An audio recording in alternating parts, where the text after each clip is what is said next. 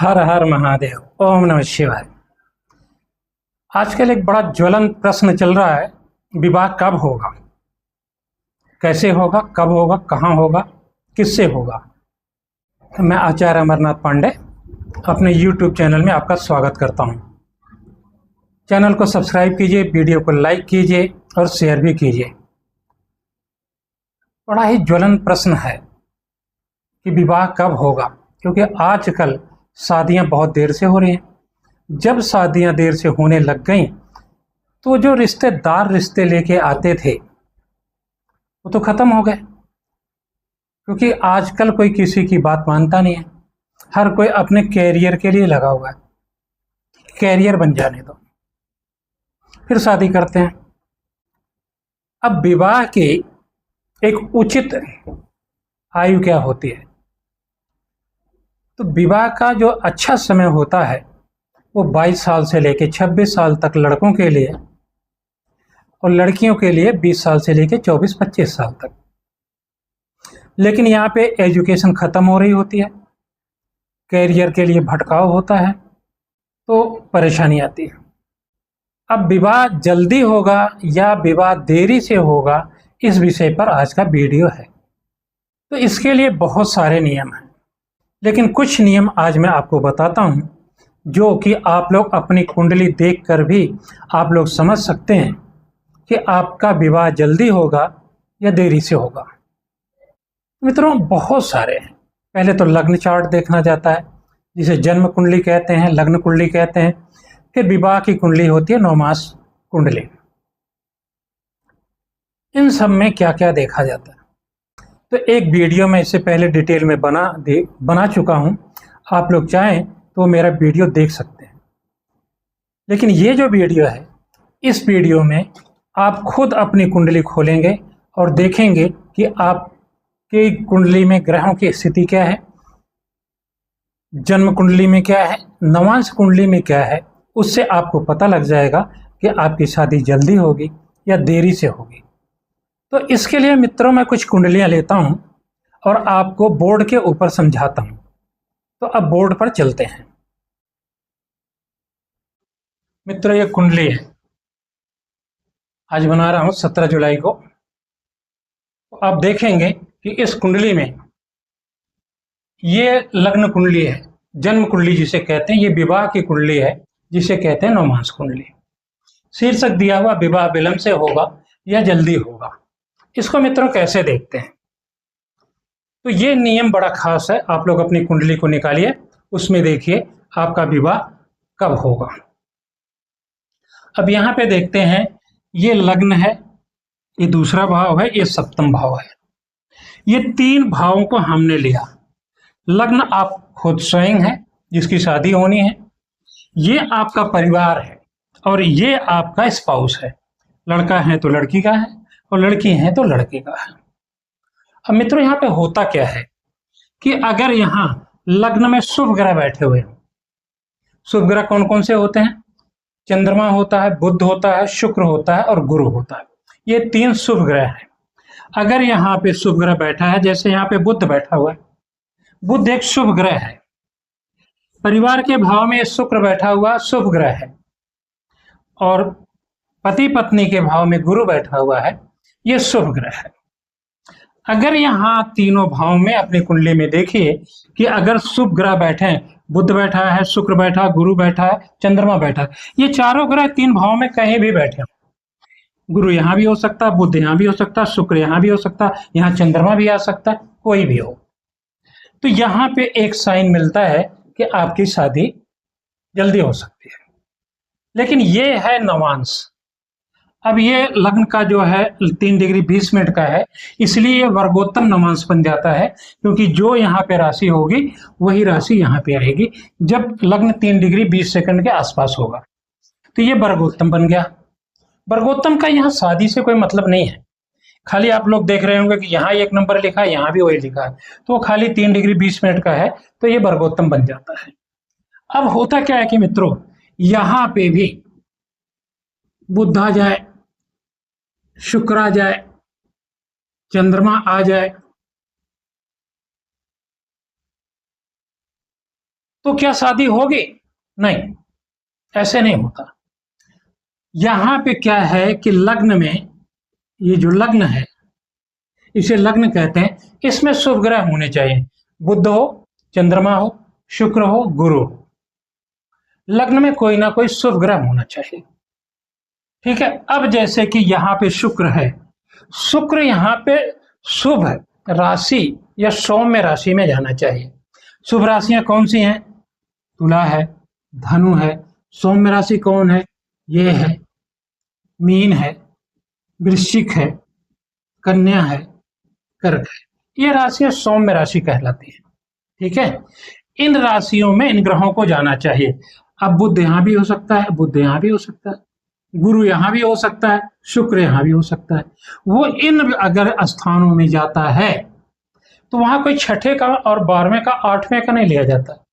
यहाँ पे सिर्फ राशियों का लिया जाता है कि ये सौम्य राशियां हों। तो जो इवन राशियां होती हैं, जो सम राशियां होती हैं, उसे हम सौम्य राशि कहते हैं। लेकिन जो गुरु की राशि है, जैसे धनु राशि है, बृहस्पति देव की है, देवगुरु बृहस्पति की है, वो भी सौम्य मानी जाती है। और शुक्र की जो तुला राशि है, ये भी सौम्य मानी जाती है, जबकि ये सम राशि नहीं है, ये विषम राशि है। तो ये विषम राशि की दो राशियां और बाकी की सम राशियों में अगर ये ग्रह जाते हैं तो होती है, पहला चीज। अब आपको देखना है कि ये मेष राशि है, मेष राशि का स्वामी मंगल, ये वृषभ राशि है, इसका स्वामी शुक्र, ये तुला राशि है, इसकी भाई स्वामी शुक्र। अब ये शुक्र और मंगल, इन्हें भी यहां पे इन शुभ राशियों में जाना चाहिए, सौम्य राशियों में जाना चाहिए, तो विवाह जल्दी हो जाएगा। अब क्या देखा जाता है कि विवाह का कारक जो है वो होता है शुक्र,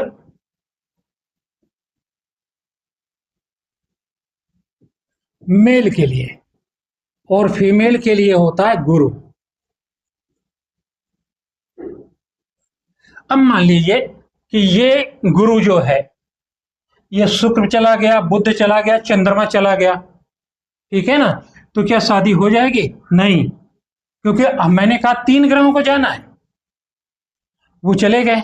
लेकिन ये गुरु को लड़की की शादी है तो वो भी उसको सौम्य राशि में जाना है। अगर वो सौम्य राशि में जाता है तो शादी लड़कियों की तुरंत हो जाएगी, 20 साल से 24 साल की उम्र में शादी हो जाएगी। यही बात आती है लड़कों के लिए। फिर हम देखते हैं कि लड़कों का कारक जो है वो शुक्र है।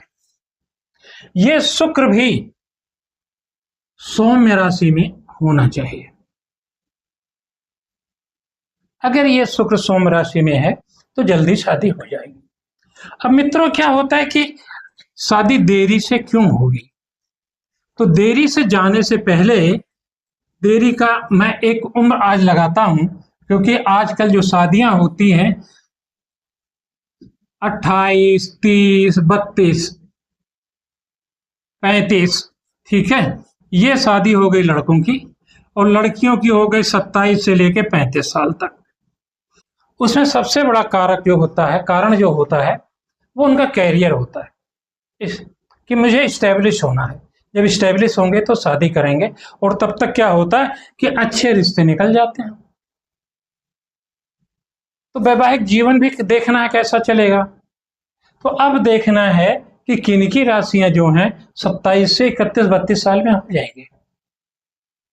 अब ये जो ग्रह हैं यहां से चले जाते हैं ओड राशि में, मतलब विषम राशि में।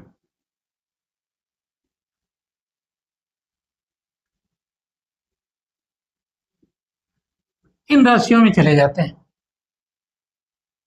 लेकिन इनके जो स्वामी हैं, जैसे मिथुन का स्वामी बुध है, सूर्य का स्वामी सूर्य है, कुंभ का स्वामी ये शनि है, और मेष का जो स्वामी है वो मंगल है। वो यहाँ पे शुभ राशियों में होने चाहिए, वो सम राशियों में यहाँ पे हूँ, यहाँ पे हूँ, यहाँ पे हूँ, यहाँ पे हूँ, यहाँ पे हूँ, यहाँ पे हूँ। तो मतलब मंगल, मतलब ये बुध, सूर्य, शनि और मंगल, ये अगर यहाँ पे शुभ राशियों में है तो आपकी शादी 27 साल से लेके 30-32 साल की उम्र में हो जाती है। अब देखा जाता है कि क्या उसके बाद होगी, मतलब 35-40 साल में आपकी शादियां होंगी। हाँ, वो देखना बड़ा अनिवार्य है, क्योंकि आजकल वो स्थितियां कुछ ज्यादा ही बन रही हैं। तो वो स्थिति जानने के लिए क्या करना होता है? अब क्या है कि ये जो तीनों ग्रह हैं, लग्न का बैठा ग्रह,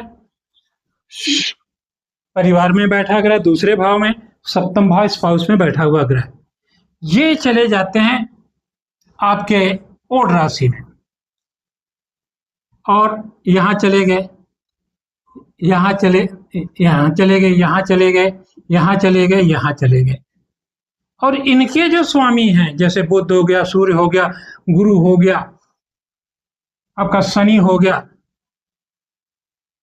और मंगल हो गया, वो इन्हीं ओढ़ राशियों में, अशुभ राशियों में कहीं ना कहीं बैठा हुआ, यहाँ पे बैठा हो, यहाँ पे बैठा हो, यहीं पे बैठा हो, यहाँ पे बैठा हो, यहाँ पे बैठा हो, और उसके साथ ये लग्न है इसका, इस लग्न में अशुभ ग्रह हों। अशुभ ग्रहों में कौन कौन होते हैं? सूर्य, मंगल, राहु, केतु, शनि, इन पांचों ग्रहों से कोई ग्रह बैठा हो, तो जब ये होगा तब इनकी शादियां अनिश्चित हो जाती हैं। होंगी अवश्य, लेकिन वो जाके आपके 35-40 साल की उम्र में ये शादियां होंगी। अगले वीडियो में मित्रों मैं कुछ और लेके आऊंगा, जिसके बारे में वैवाहिक जीवन कैसा चलेगा इनका, कैसा रहने वाला है, आगे क्या इनकी स्थितियां बनेंगी, इसका एक सीरीज बना रहा हूं, तो आप लोग वीडियो को देखें। तो आज आपको अपनी कुंडली देख के पता लग गया होगा कि विवाह विलंब से क्यों होता है और जल्दी क्यों होता है। तो चैनल को सब्सक्राइब कीजिए, वीडियो लाइक कीजिए, शेयर कीजिए। आप लोगों ने वीडियो देखा, बहुत बहुत धन्यवाद।